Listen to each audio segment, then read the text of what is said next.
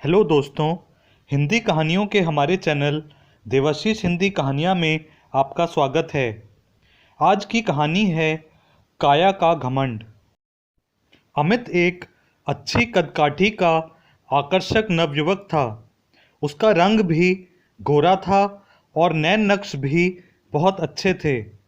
अब उसके विवाह की आयु हो गई थी और उसके पिता उसके लिए एक योग्य लड़की की तलाश कर रहे थे। उसके पिता ने उसके लिए कई सुंदर तथा गुणी लड़कियों के विवाह के प्रस्ताव प्राप्त किए, परंतु कहीं भी बात ना बन सकी। कहीं मंगल दोष मिल गया तो कहीं गुणों का मिलान ही नहीं हो पा रहा था। अंत में अमित के पिता ने अपने पुराने मित्र की बेटी सुधा के साथ अमित का रिश्ता पक्का कर दिया। लड़की रंग रूप में बिल्कुल साधारण थी, परंतु जन्मपत्री का मिलान बहुत ही उत्तम हो गया था। अमित को सुधा पसंद नहीं थी, परंतु अपने पिता के निर्णय के विरुद्ध बोलने का साहस उसमें नहीं था।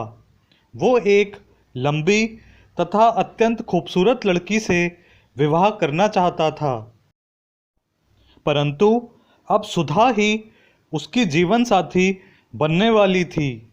जल्दी ही उन दोनों का विवाह संपन्न हो गया। सुधा बहुत ही मृदुभाषी और संस्कारों वाली युवती थी। बड़ों का आदर करना और घर का सारा कार्य खुशी से पूरा करना उसके स्वभाव में शामिल था। परंतु अमित उसकी सारी अच्छाइयों के बाद भी उसके साथ मन से जुड़ नहीं सका था।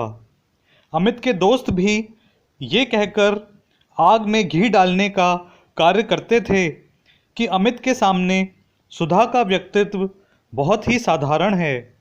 अमित भी अपने रंग रूप पर घमंड करने लगा था और मौका मिलने पर सुधा को ताना भी मार देता था कि वो उसके लायक नहीं है।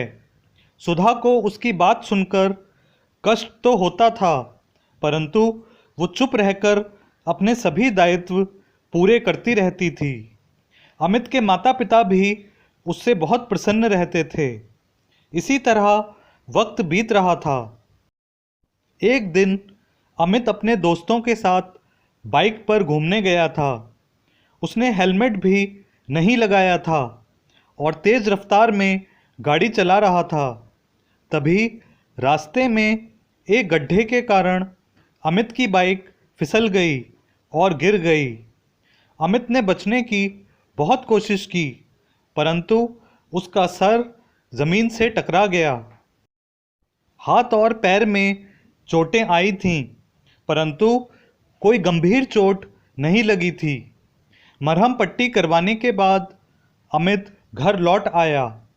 चोट लगने के 2 दिन बाद जब अमित सुबह को सोकर उठा तो उसका दायां हाथ और दाहिना पैर ठीक से कार्य नहीं कर रहे थे।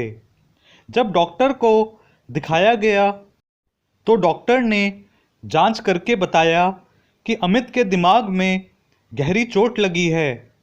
उसके कारण ही उसके शरीर में लकवे जैसी स्थिति बन गई है। डॉक्टर ने दवाइयाँ लिख दी, परंतु अमित को कोई लाभ नहीं हुआ। अब वो ना तो बिना सहारे के चल सकता था और ना ही दाएं हाथ से कोई कार्य कर सकता था। एक प्रकार से वो अपाहिज जैसा हो गया था। अपने हाथ से स्वयं खाना भी नहीं खा सकता था। ऐसे में सुधा ही उसकी पूरे मनोयोग से सेवा कर रही थी। ईश्वर से उसके ठीक हो जाने के लिए नियमित प्रार्थना भी करती थी, परंतु कुछ लाभ नहीं हो रहा था। अमित ने कभी सुधा की इज्जत नहीं की थी और आज वही सुधा उसके जीवन को संभाल रही थी। एक दिन वो सुधा के सामने फूट फूट कर रोने लगा कि उसने सुधा को बहुत कष्ट पहुंचाया है और शायद इसीलिए ईश्वर ने उसको ये दंड दिया है। ऐसी जिंदगी तो भगवान शत्रु को भी ना दे। तब सुधा ने उसको ढाढ़स बंधाते हुए कहा कि आप हिम्मत रखो, आपकी सेवा करना तो मेरा कर्तव्य है। ये कहकर सुधा उसको एक सच्ची कहानी सुनाने लगी जो उसने समाचार पत्रों में पढ़ी थी। जापान में अधिकतर घर खोखली लकड़ी के बनाए जाते हैं क्योंकि वहाँ भूकंप बहुत अधिक आते हैं। लकड़ी के बने घर बहुत हल्के होते हैं और भूकंप आने पर उनसे जान माल का नुकसान बहुत कम होता है। ऐसे ही एक बार एक लकड़ी के घर का मरम्मत का कार्य चल रहा था। लकड़ी की खोखली दीवारों को हटाया जा रहा था। तभी एक मजदूर की नज़र एक छिपकली के ऊपर पड़ी जो लकड़ी की दीवार के खोखले हिस्से में मौजूद थी और उसके पैर में एक कील ढुकी हुई थी। कील छिपकली के पैर से गुजरकर लकड़ी की दीवार में पैबस्त थी। छिपकली हिल भी नहीं सकती थी। उस मजदूर को याद आया कि लगभग 5 वर्ष पहले उसने ही इस घर को बनाने का कार्य किया था। इसका मतलब था कि वो छिपकली उसके द्वारा ठोकी गई कील से ही फंसी हुई थी। उसको दुख के साथ साथ बहुत आश्चर्य भी हुआ कि वो छिपकली अभी भी जीवित कैसे है। उसको कुछ समझ ही नहीं आ रहा था। तभी कुछ समय बाद उसने देखा कि एक अन्य छिपकली अपने मुंह में भोजन का एक छोटा सा टुकड़ा लेकर आई और उस फंसी हुई छिपकली के मुंह में पकड़ा दिया। मजदूर उस दूसरी छिपकली द्वारा किए गए इस कार्य पर चकित रह गया। 5 वर्षों से वो छिपकली प्रतिदिन फंसी हुई छिपकली को भोजन उपलब्ध करवा रही थी और उसके जीवन की रक्षा कर रही थी। छिपकली जैसा तुच्छ जीव भी इतना समझदार और परोपकार की भावना से ओतप्रोत हो सकता है, इसकी कल्पना उसने कभी भी नहीं की थी। उसने सावधानीपूर्वक उस छिपकली के पैर से उस कील को निकाला और उसको आज़ाद कर दिया। वो सोच रहा था कि क्या हम मनुष्यों का ये कर्तव्य नहीं है कि वो भी अक्षम हो चुके अपने परिजनों का इसी तरह से ख्याल रखें जैसे उस छिपकली ने रखा था। सुधा ने अमित से कहा कि मैं तो आपकी पत्नी हूँ, क्या मैं उस छिपकली से भी गई गुजरी हूँ जो आपका ध्यान नहीं रख सकती। आप हिम्मत रखो, ईश्वर सब कुछ ठीक कर देगा। ये कहानी सुनने के बाद अमित की आंखों से आंसू बहने लगे।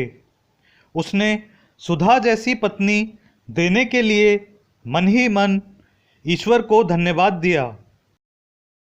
वो अपने पूर्व में किए गए गलत व्यवहार के लिए पश्चाताप महसूस कर रहा था। उसने सुधा से माफ़ी मांगने का और भविष्य में अपनी काया पर कभी घमंड ना करने का निश्चय किया।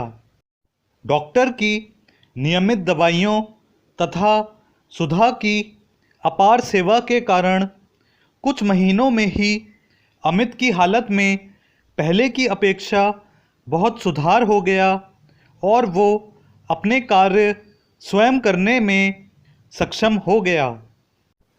इस कहानी से हमें ये शिक्षा मिलती है कि हमें कभी अपनी काया का घमंड नहीं करना चाहिए और अपने परिजनों की सहायता करनी चाहिए।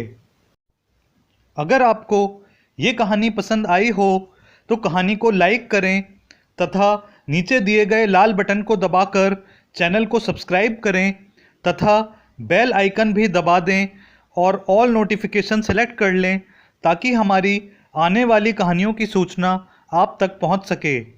स्क्रीन पर दिख रही प्लेलिस्ट में कुछ और कहानियाँ आपके सुनने के लिए उपलब्ध हैं।